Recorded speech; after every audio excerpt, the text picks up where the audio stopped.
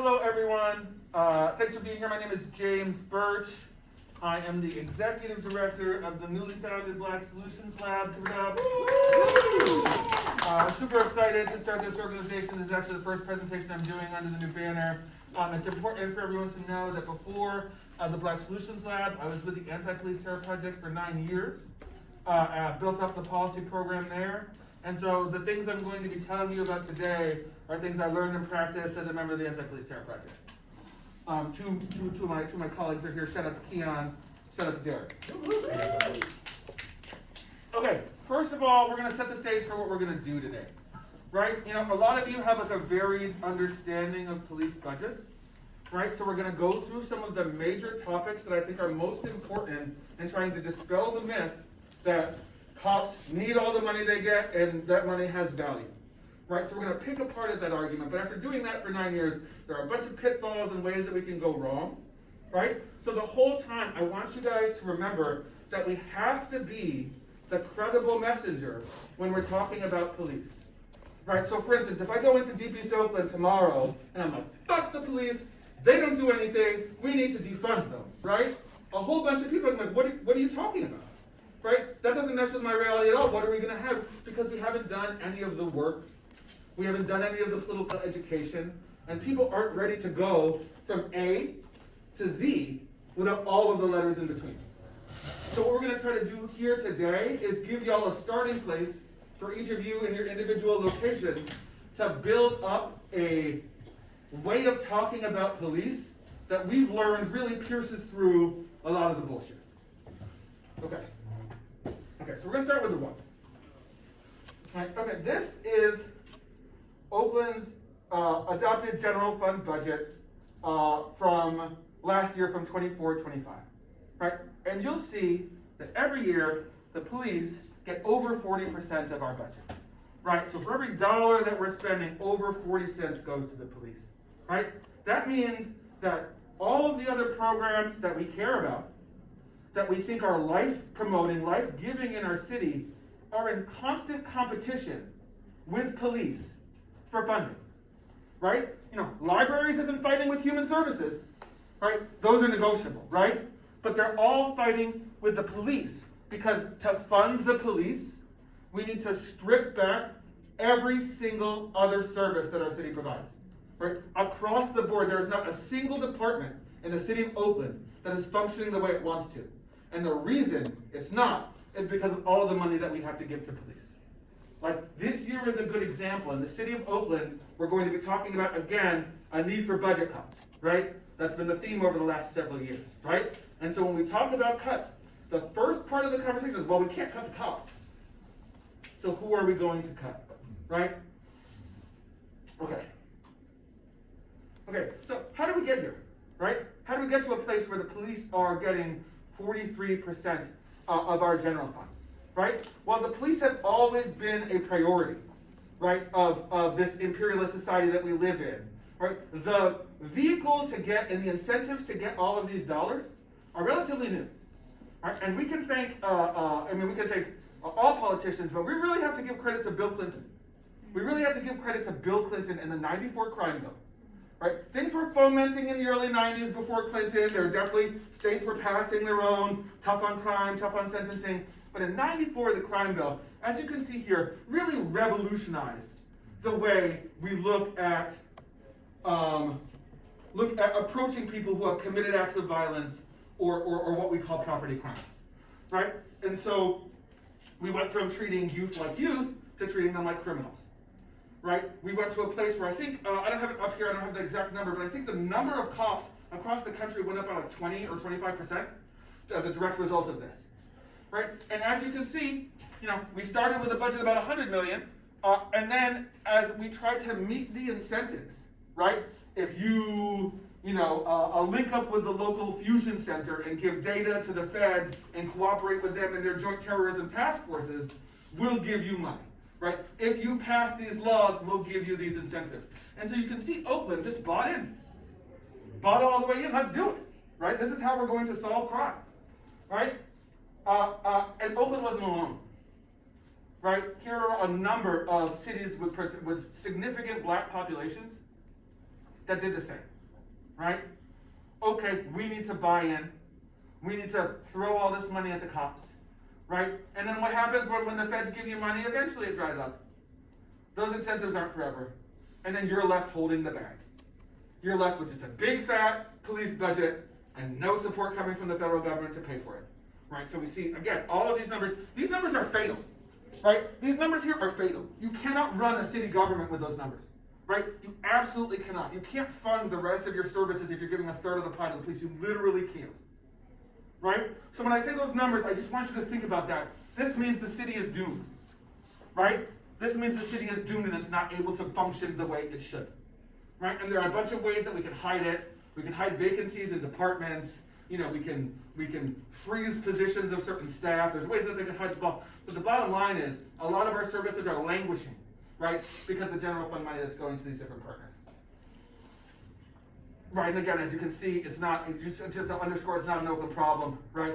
All these other cities, you know, the things we care about: health, housing, family services, transportation. They're all at a fraction of what they need to be. What's up? Hey, hello, Town Hall. It is so good to see you. Hi, nice to see you.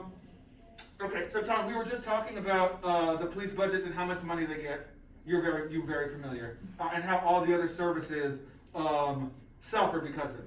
So services we care about, like, you know, you've been invested in the mental health fight. All of those services suffer, right, to pay for the police. But again, you know all this. Okay, the how. Okay, so we know how much. So now we understand the police are getting this. How do they get there? Right? Like, mechanically, where is this money coming from? Right? In Oakland and across California, so relevant for us, we have some of the highest salaries in the country. Right?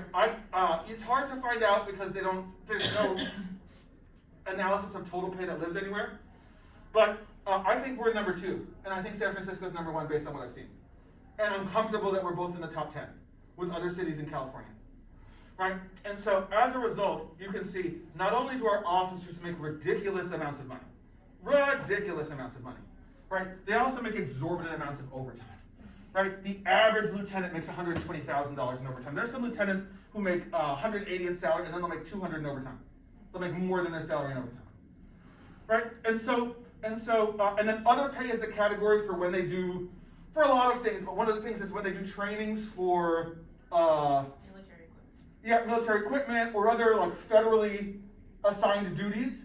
Like, if the feds are doing a training for the police, they'll just take one of your officers and give them the skills to do that training, so they don't have to bring in someone from the feds, and then they'll just pay them through a fed contract.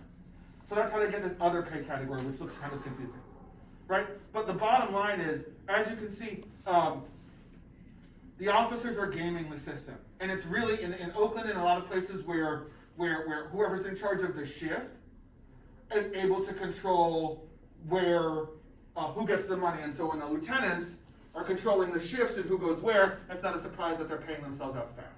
They're paying themselves out fat over time. There was a guy,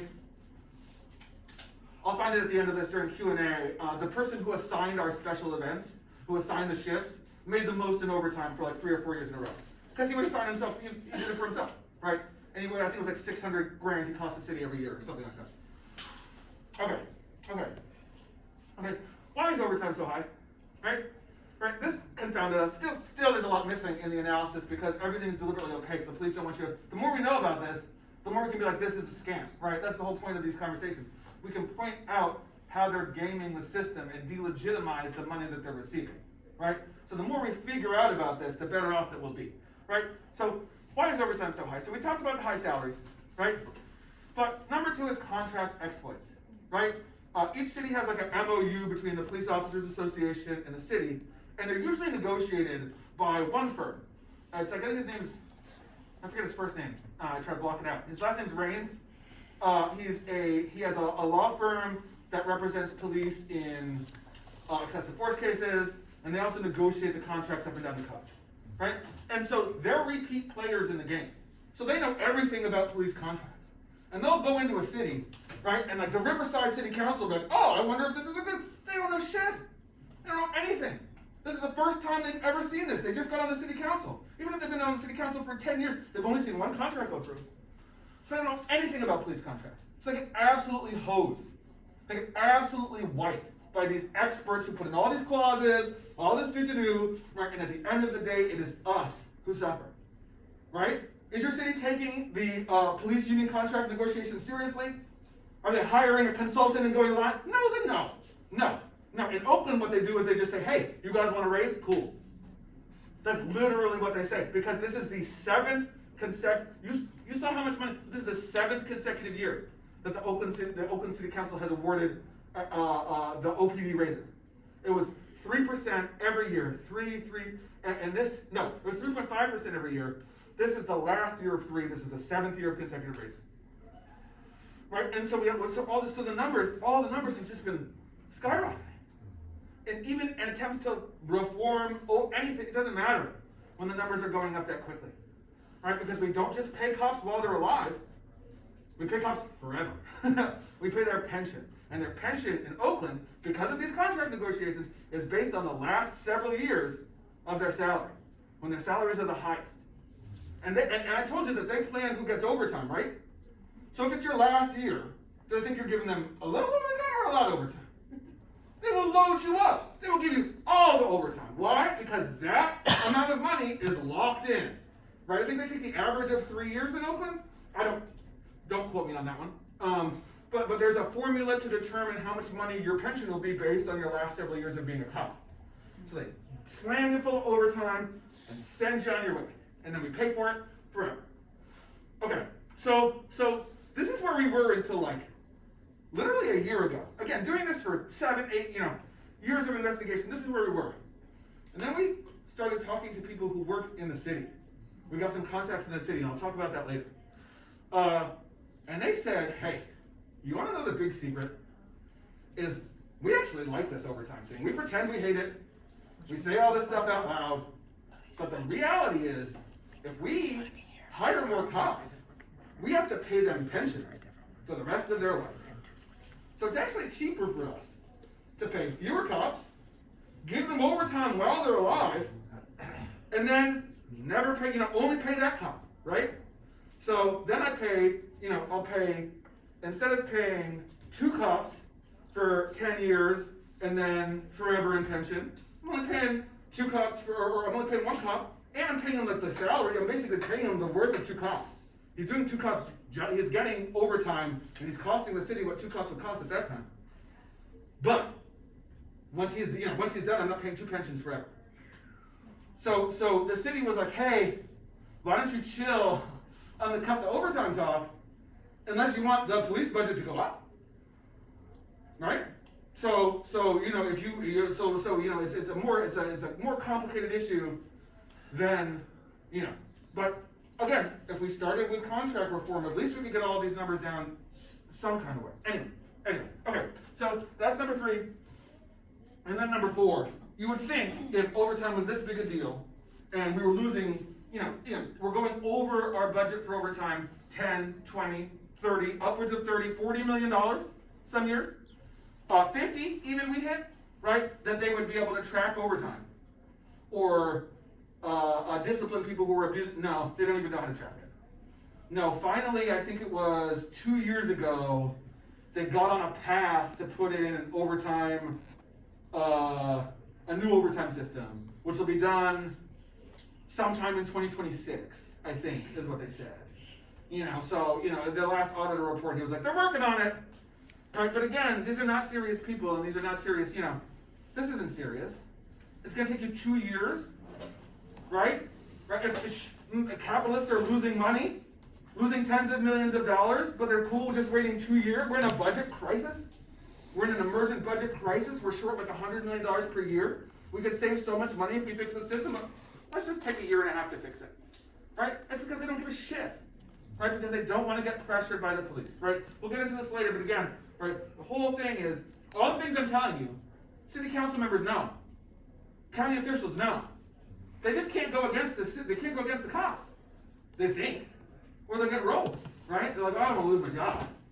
I kind of like being a city council member, right? Well, and then the ones who are real shit and our allies will be like, bro, if you want me to go out, I could go out on this limb, but I won't be effective. They'll isolate me on the council, and then they'll vote me out in a year and a half. Right? So I can do this if you want, but if you don't give me the political cover of doing what I'm doing now, and teaching everyone about the cops so these conversations have like a backing, then no one can fight against this system by themselves. Okay. Manali. Should we do questions at the end, or can I ask a question? You can ask a question. Oh, I'm so sorry, people. Ask questions whenever you want. This is Okay, so you know how cities will say like our police force it's not like at the number of jobs that they're supposed to have. We don't have enough officers, is that just a political talking point then? Because they have no intention of actually hiring up to the number of officers that they deem like full capacity? They know, the police unions know that they can't get to these numbers that they're bringing up. Like in Oakland, they're like, we need 850. Yeah. We can't afford the number of officers we have now. Mm-hmm. But they know that if they're constantly putting on that pressure, politically, it's a benefit to them, right? Because then when it's time to cut, they're not going to get cut because everyone's been primed to think, oh, the cops, they need more cops, they need more. How can we cut the cops? We need more cops. It's like in San Francisco right now, if you ask people, they say crime is up. Crime is down, right? Car break-ins are down. But everyone's like, San Francisco's a shithole, this and that, because that's what the media has been pumping, right? And that's everyone's lived experience of hearing from. So the police, you know, in great conversations, they'll tell you, right? Like we'll talk about other.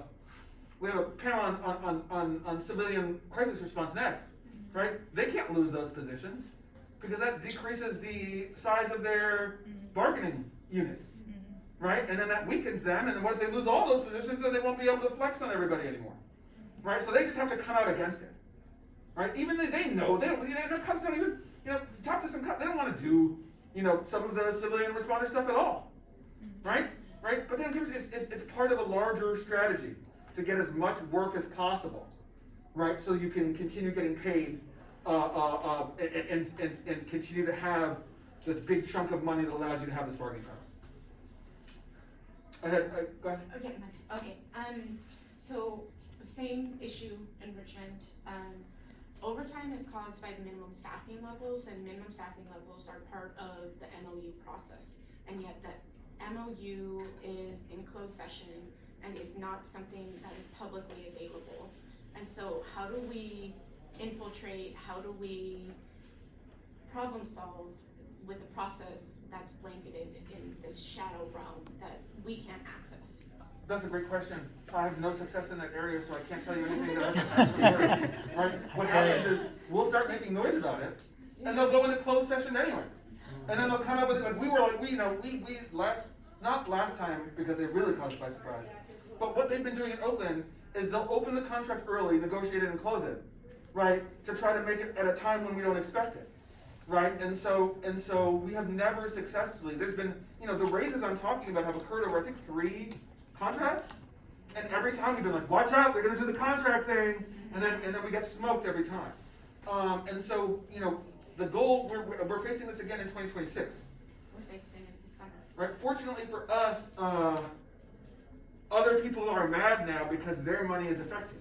Right? SEIU and IFPTE have a website you guys can check out, Cut Waste Not Services. It's the most aggressively anti-police, and that doesn't mean it's good. You know, it's like very milquetoast. But like the unions were like, hey, you've got to cut that police money. Right? And these are unions with officers inside the police department. I don't know if everybody knows that, but the SEIU and IFPTE have civilians inside of the police department who do civilian jobs. Right, like if they have the auto lot, the person who does the maintenance on the cars is an SEIU worker, right? Or if you have people doing crime lab analysis. Well, in Oakland, they just give that to cops so they can, you know, because cops get to do whatever they want, even if they only have a high school degree. But like in slightly more serious cities, they'll have somebody with like a master's degree in forensic science take those roles, right? And so it's important when we're talking about these unions, because they'll come up and they're some of the biggest impediments to the things that we're doing here, right? Because they are conflicted, and they have a split interest in that they get so many jobs, right? If they defund the police and take over all of this work, this civilian work, right? But they also hurt themselves because they have police. And again, these are white, established unions, establishment type unions, and so no offense, people who love the establishment unions, but like the anti-blackness is a very real thing, right? And the allegiance with law enforcement is a very real thing.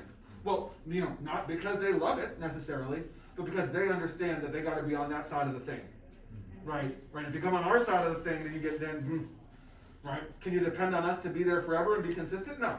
The movement ebbs and flows. The police, they always got the same amount of, so it's safer for the unions to stay on that side of the aisle when it comes to protecting their own interests of the people they have in the department. Okay. I just wonder, I have never found it in Berkeley, but an actual formula for calculating how many cops do you quote unquote need? Is it based on crime statistics? Is it based on population? Have you found that in Oakland? Have they committed to how they established that number of 850 as the desired thing, or are they willing to commit to a formula?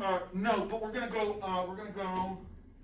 yes, we're gonna go to that right next. We're gonna talk about calls for service data, because that's how we can really get into what the cops are actually doing and start attacking these numbers. Yep. How am I talk so much? You're okay. On time. You're okay. You've got about another half hour or more.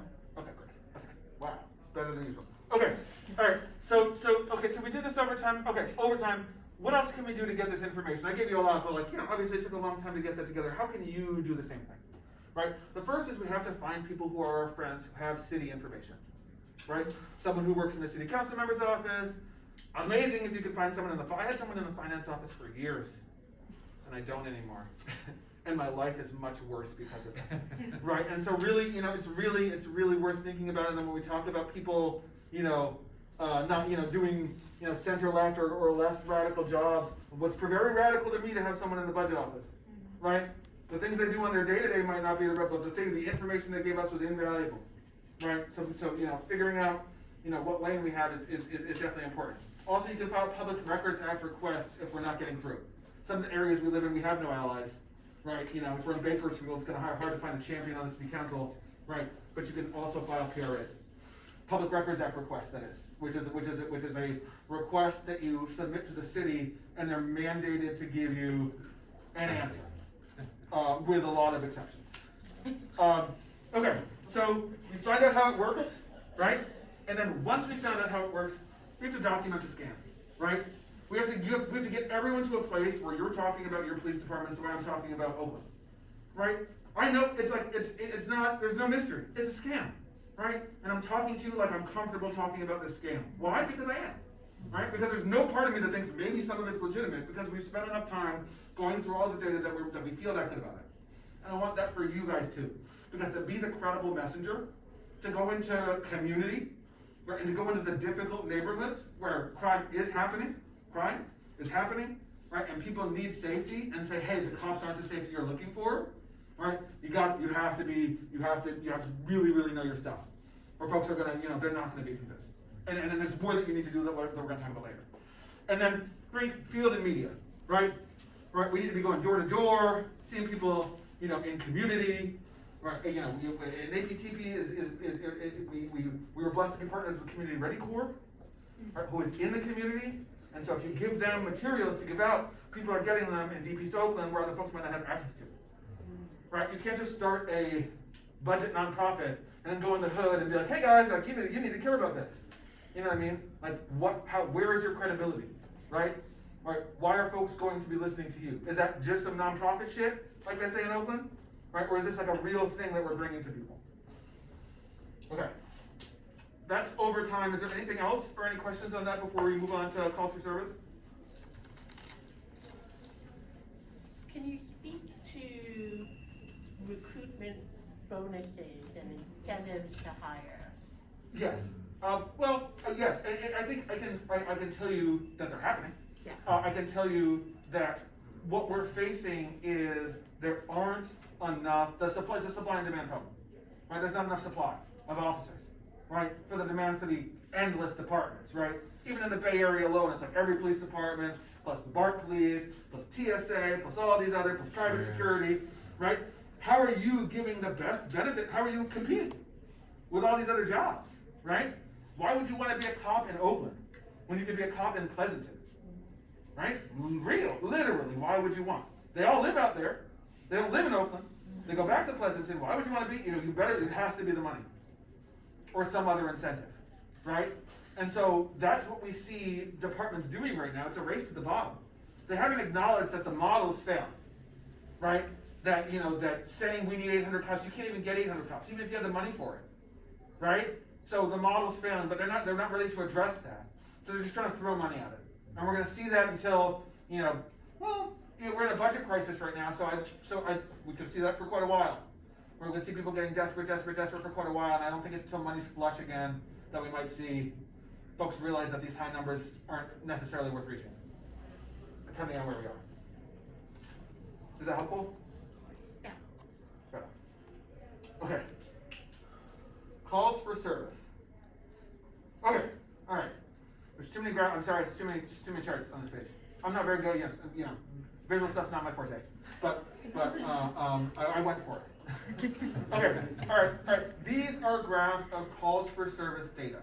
And what I mean is the police department, ideally, in most cases, will log all of the calls that they take, right? And so if we can get that data, to Andrea's point, we can get inside of the what cops are doing. And this is the place they want you to be the least.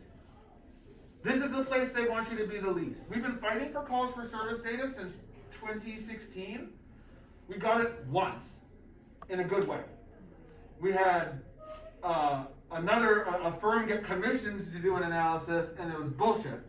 And then we got another firm commissioned to do an analysis, and it turned into a staffing study, which is the worst thing you could have. We talked, Marisol, we talked about staff, right? We had one, months after you warned me about how badly yours had gone, we fucking waltzed right into the same bullshit. And I could complain about how many, I was like, well, this is gonna go bad.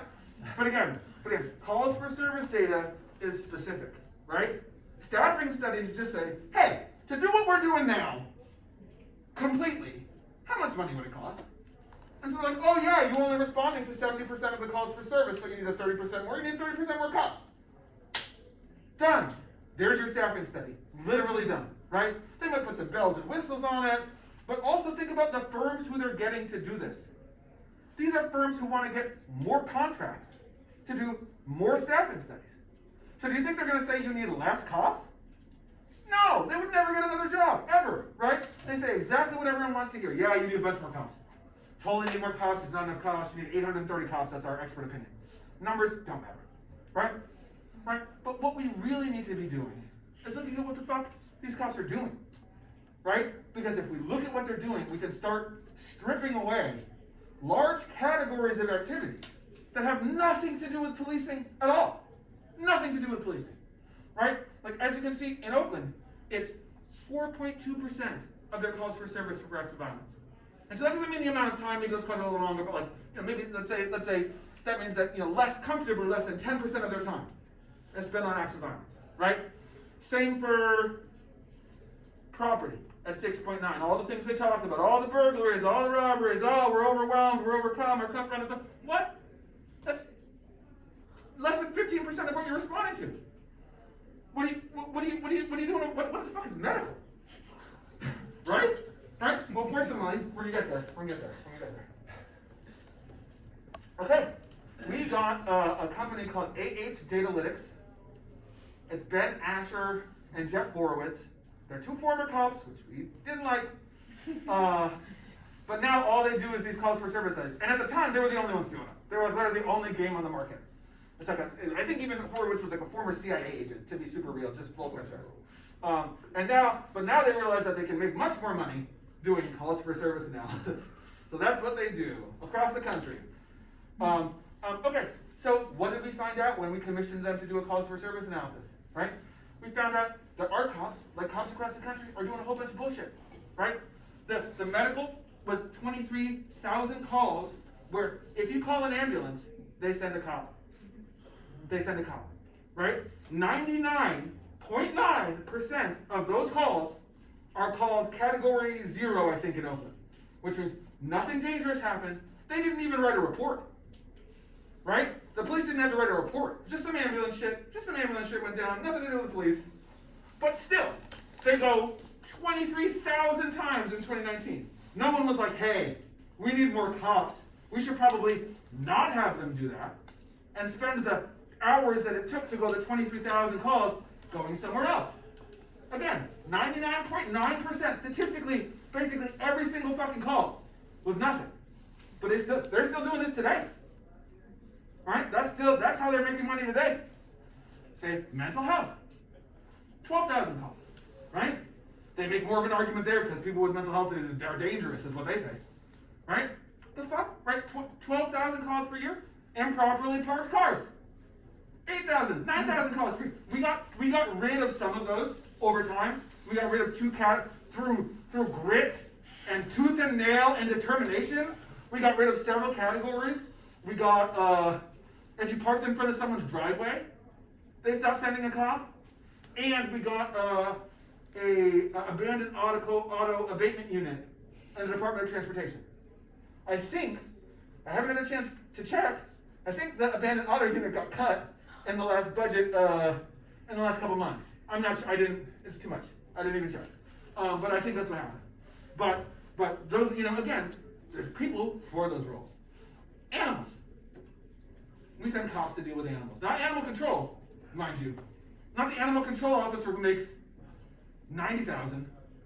Let's send a cop who makes $280,000 plus overtime. Let's send them on an overtime shift. Right? That makes sense. Right? False cancel alarms. We have a broken alarm system. We tried to fix it 2 years ago, but everyone loved the lady who was running the alarm system and they didn't want to fire her. I'm not joking. They didn't want to fire her. She's like a strong city worker. And so they were like, let's just keep the system. I was like, we couldn't find somewhere else you could give her another job or something. We had to keep this system that calls 11,000 calls for nothing every year. And the police know it. Right? Sometimes they don't even go out to the same addresses where they have so many calls for service. They don't tell you that. But anyway. And then missing or found person or item.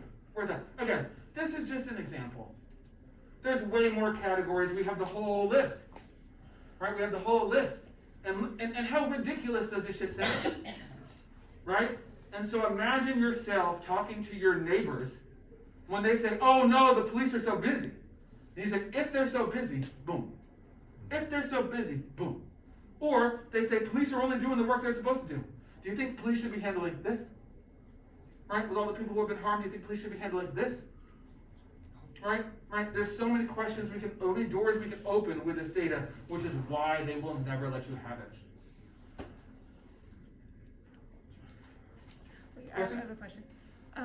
Is this based on publicly available data? Like, I don't understand why it was so hard to do. That's a great question. Yes, it technically the information is publicly available. It's usually on their CAD system, which is the system the police use in their Call dispatch. Yes, Yeah. never remember that. Thank you. So the CAD data is meaningless to us.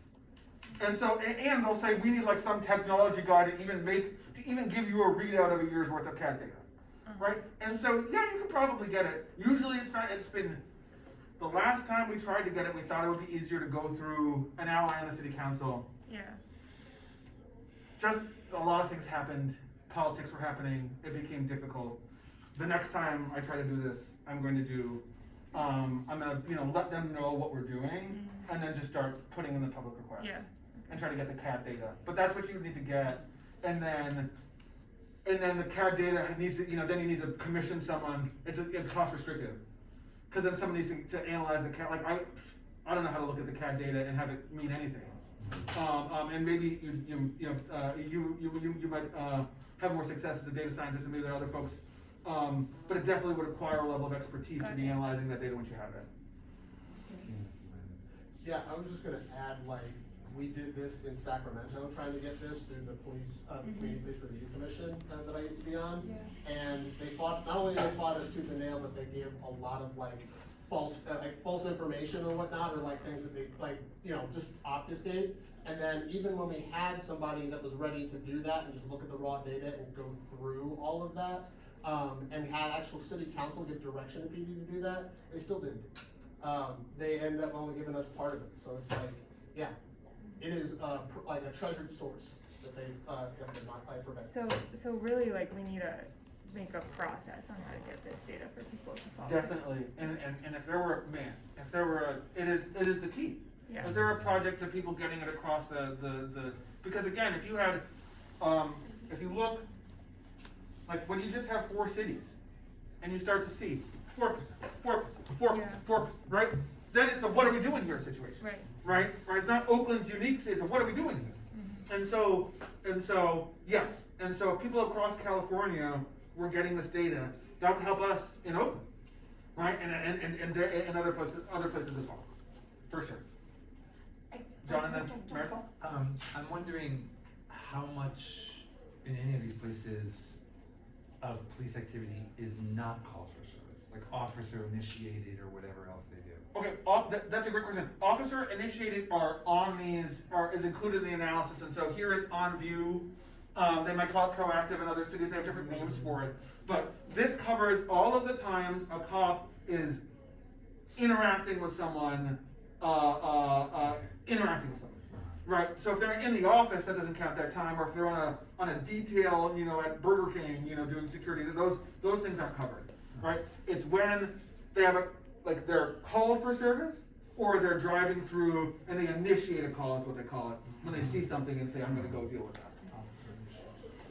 I do want to let people know that Tarek Shah from the Human Rights Data Analysis Group will be doing a workshop in the afternoon session.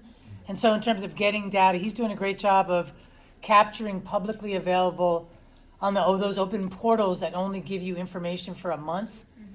He's aggregating, he's gathering it, so he might have some information that you'd want to use. His team is incredible. They do work internationally, and they do, I think he's testified in front of a war crimes tribunal. He's like and what they're using now, one of the things that they're working with the Anti-Police Terror Project on, is we passed SB 1421 8 or 9 years ago, which provides additional access to police records. And so Tarek and his team are trying to make that information accessible using machine learning. And so right on. And so, are there ways that we can discern police practices that might not be brought to light by analyzing all of the data under 1421 and picking up different trends? And so he's been asking to speak with people with direct experience who might illuminate some things that they've been seeing anecdotally that haven't been unearthed in the data, so we can see whether or not that's in alignment with what the data's showing. So definitely interesting stuff, and encourage folks to link up with Tarek later this afternoon. I wanted to add to Manali's point around the process. In Richmond, we have transparentrichmond.com, and it's actually a policy that all of our 911 CAD data be available. So every year, I it's can't more hear than a anything process. else about what you got in Richmond. I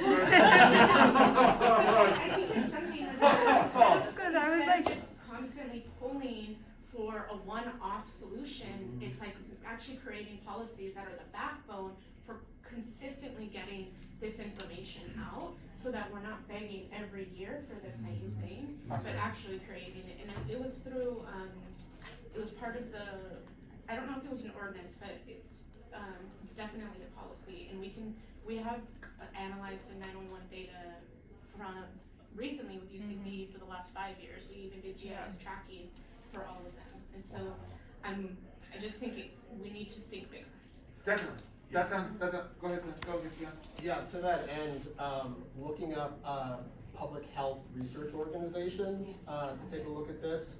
I don't know if you use the same data that I'm thinking of, but UC Davis did a quick overview of Sacramento's 911 call data for the same year, and that all tracks with what we saw on the commission.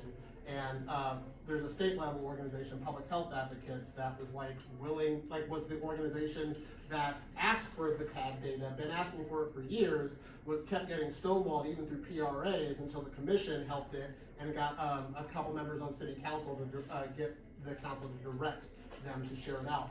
They still haven't done it to my knowledge. So yeah. But still worth, I really like the theme of think bigger, We can look, I think the only other city I know of is Albuquerque that provides their. Minneapolis does too. Minneapolis too, wow, okay.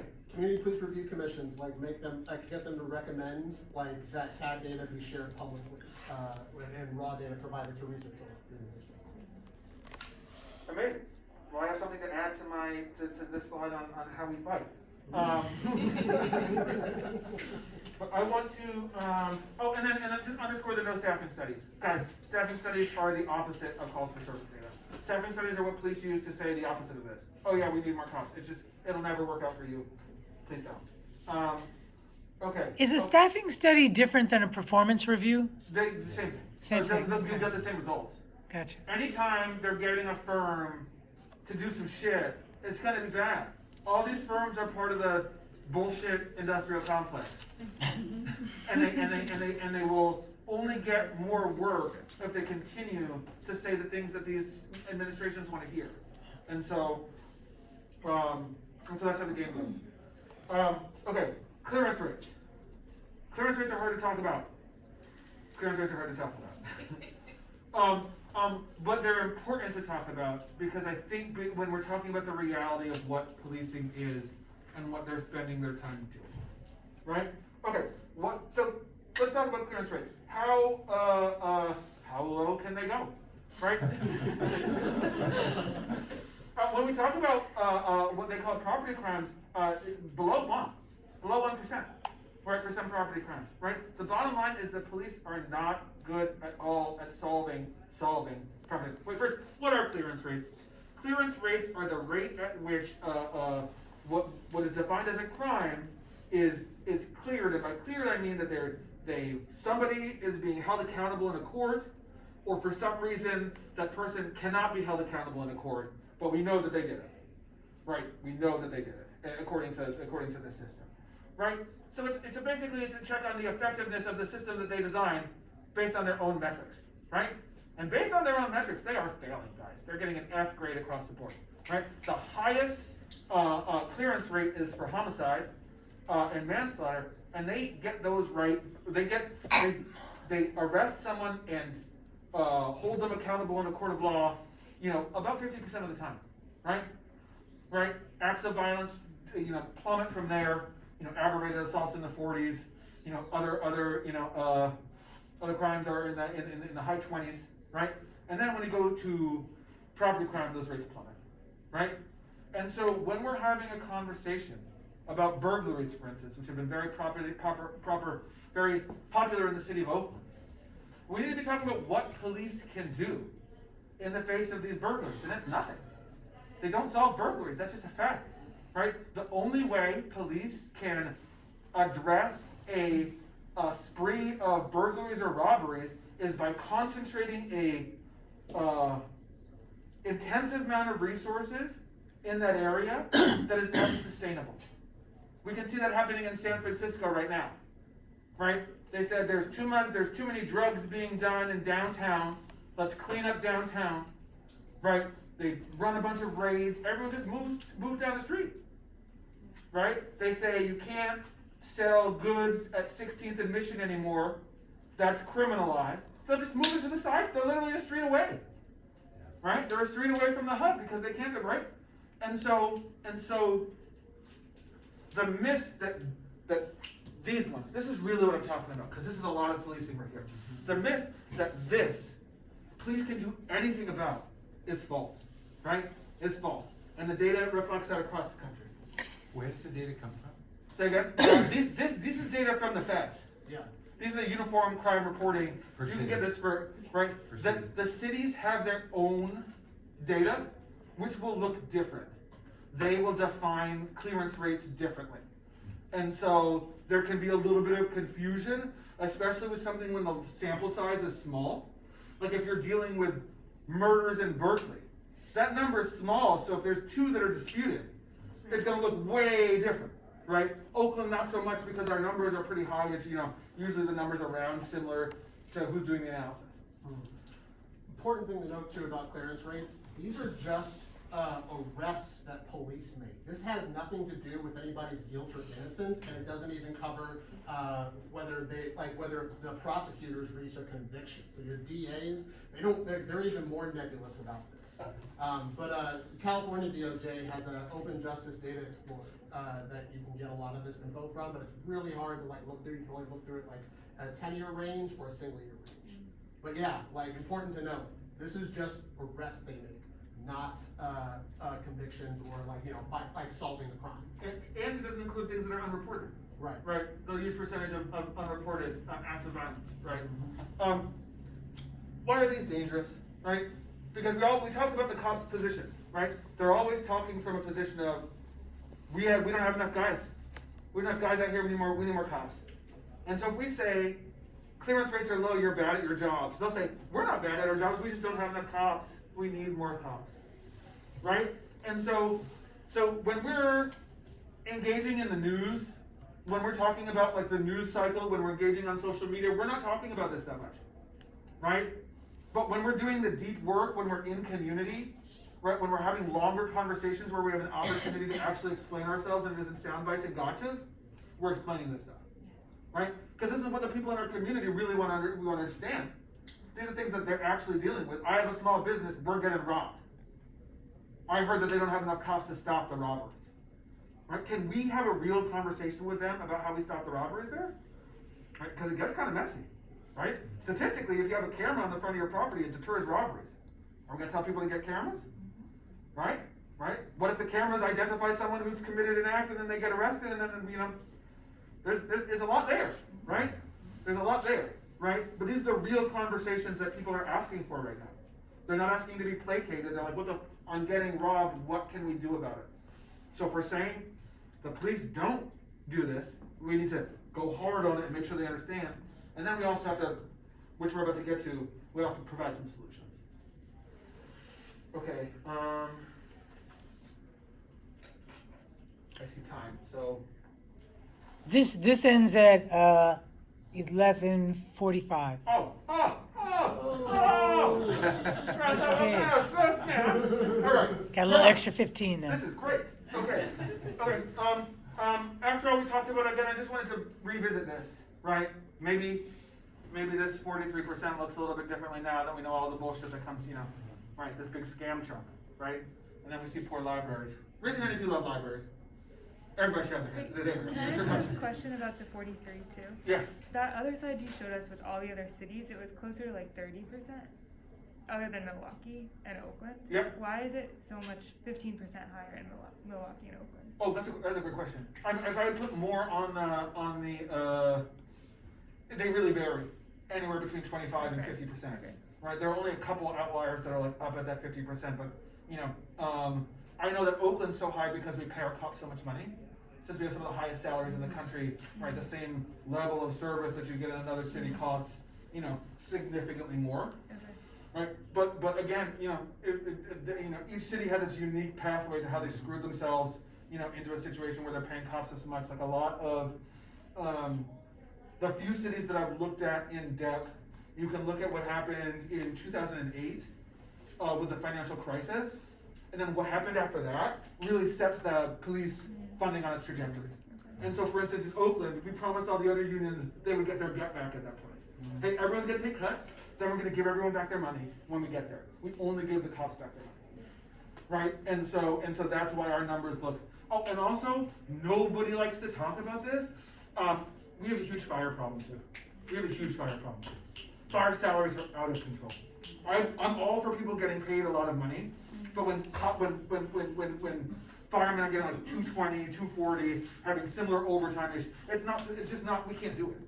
We literally can't do it.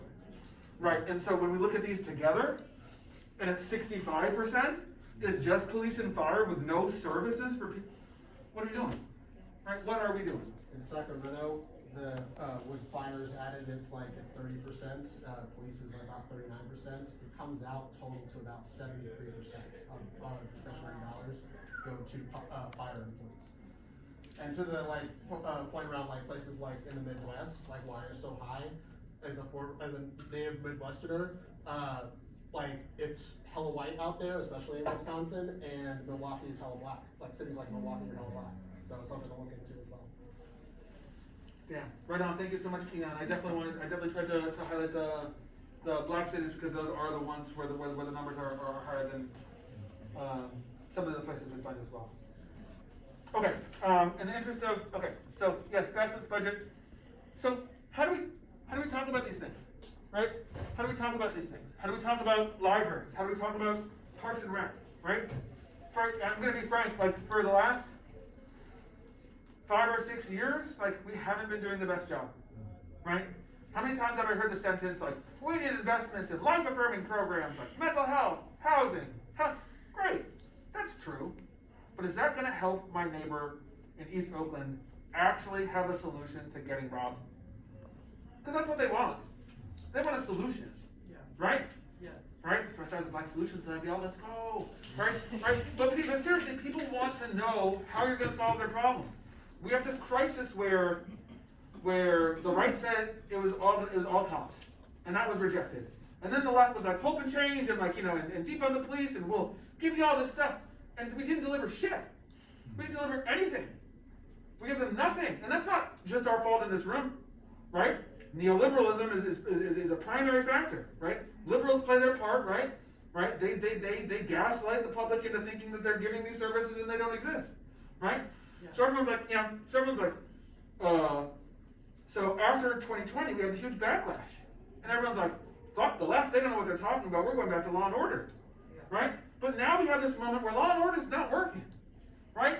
And what's going to happen over the next several years when this economy does its thing is it's really not going to be working. And we don't even have to predict, because maybe let's say the economy goes great, inevitably, there will be another downturn in the economy, and what we call crime will go up, right? And the strategy that is being employed right now will not work. So who is going to be the credible messenger talking about the things that do work? That's our opportunity, right?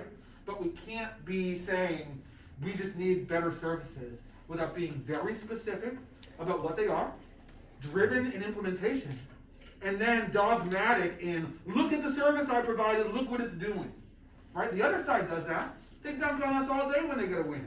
We're busy moving on to the next thing, right? We can't do that.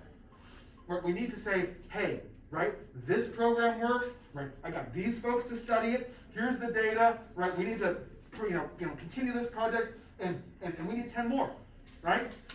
And so, just to jog folks' memory, or just to jog folks' imagination, I gave a couple examples in different areas of the type of study that I'm talking about, right? The more specifically tailored to your city, the better. But right, when we're talking about parks and rec, right? I can say we need to clean all the abandoned lawns, or I can say statistically the assault rate goes down in this neighborhood if we clean up this park, right? Right? There's too many assaults. We need to clean up this neighborhood, right? Right? Only the police have the currency to make that argument at this moment. The police are the only ones who can say public safety will go up if you do this. And what they say is public safety will go up if we have more cops, right? We need to get used to speaking in the language of the other public safety benefits that the programs that we're familiar with provide, right? If we had a crisis response, mental health calls would go down by this much, which means this would go down by this much, right? Right? Did you know that libraries reduce rates of domestic violence by this much in a community, right? Dude, the research, the nerds, they're doing their job, but academia is way over here, and we're way over here, right? And there's no way to get their data. A lot of times they're doing the wrong stuff, right? But then when they're doing the right stuff, we don't even know that. So I'm trying to establish this project and be like, damn, I really need this project in Oakland. I didn't know that researchers have shown that it worked in Tallahassee and Denver and this third city. If I did, I would show my city, because every city council member needs some sort of, ledge to stand on. They need some sort of demonstrated program that exists before they just do some new shit, right? We can do that, right? The data's there, right? The programs already exist in other cities. We just need to find them and be able to communicate about them, right? So again, people don't want platitudes. They don't want to be placated, right? They want real solutions to their problems, right? you know, how do I help my kid get safely to school? I don't want him walking from point A to point B, right? Right? So who is researching that and finding out what cities have done to get people from point A to point B, right? And presenting that to the community and building up that community energy so the people in the community fight for that, right? And then going to city council with an activated group of hyper-local organized folks who want these changes, right? That's what we're talking about with public safety. And we think it's the only way, I think it's the only way, not even, I think it's the only way we're gonna start moving to a place where we are the credible messengers on public safety, right? And not just the cops. Okay? I think, yeah, we did it guys, we did it, we made it. Are there more questions from folks? Or